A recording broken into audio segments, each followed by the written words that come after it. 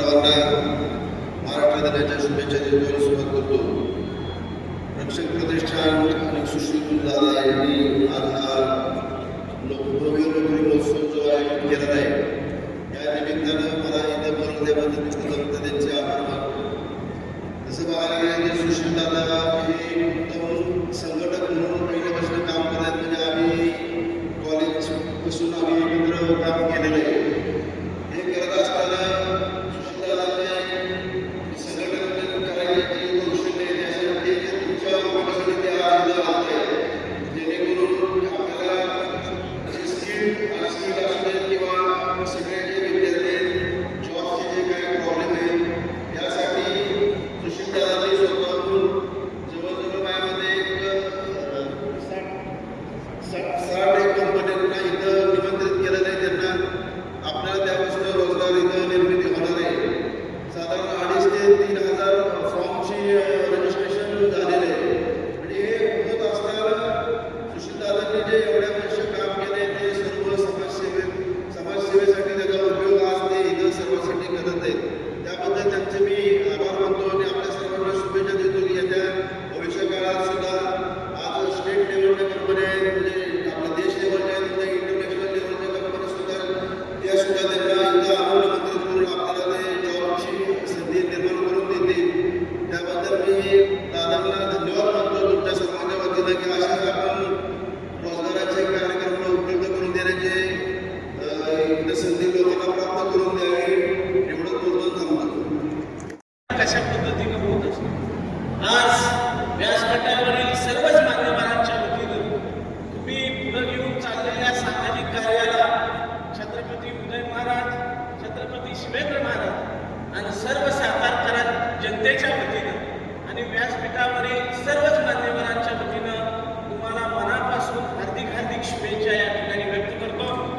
आज या कार्यक्रम आणि निश्चित स्वरूपानं सर्वांसाठीच, विशेष करून तरुण वर्गासाठी मार्गदर्शक असाय या नोकरी महोत्सवाच्या निमित्तानं मंचावरती उपस्थित असले आमचे सर्वांचे आणि खासदार श्रीमंत छत्रपती उदयनराजे भोसले यांचे खाद्य देशामधले जे उच्च शिक्षित मुलं आहेत आणि ज्यांना रोजगाराच्या संधी उपलब्ध नाही अशा मुलांसाठी आदरणीय सुशीलदादा मौजर यांच्या माध्यमातून हा रोजगार मेळावा आपण आयोजित केलेला आहे. हा एक दिवसीय मेळावा नसून तर हा रोजगारावरती जे काम आहे आपण आपल्या एरियासाठी आपण सातत्याने करणार आहोत. या जॉब फेअरचं स्वरूप मी तुम्हाला फक्त सांगते. या जॉब फेअरचं स्वरूप मी तुम्हाला फक्त सांगते. सगळ्यात आधी तुम्हाला सगळ्यांना असं एक रजिस्ट्रेशन फॉर्म मिळालेला असेल सर्व विद्यार्थ्यांना, कारण ह्याच्या आधी मी इन्स्ट्रक्शन्स दिले होते तेव्हा मुलं कमी उपलब्ध होती. तर असा हा फॉर्म तुम्हाला मिळालेला असेल. या फॉर्मवरती फोटोच्या वरती तुम्हाला रजिस्ट्रेशन क्रमांक दिलेला आहे प्रत्येक विद्यार्थ्यांना. तो रजिस्ट्रेशन क्रमांक जो आहे त्याच्या बेसिसवरती तुमचे पुढचे इंटरव्ह्यू होणार आहे. आपल्याकडे जवळपास 65 पैकी अधिक कंपन्या पुणे, मुंबई आणि सातारा इत्यादी ठिकाणावरून आलेल्या आहेत.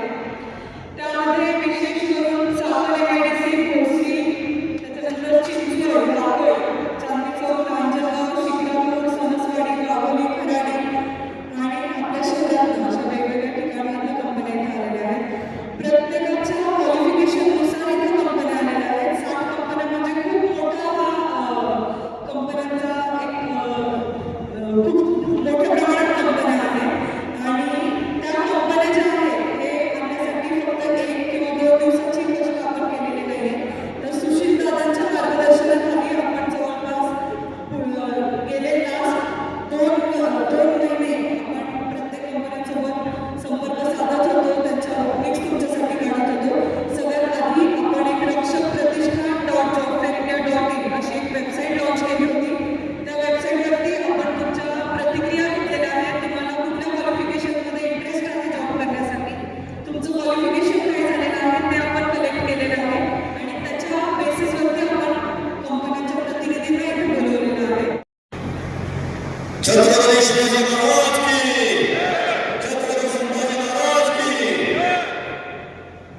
आपला रोजगार मिळवण्यासाठी आपण बराच वेळ त्याबद्दल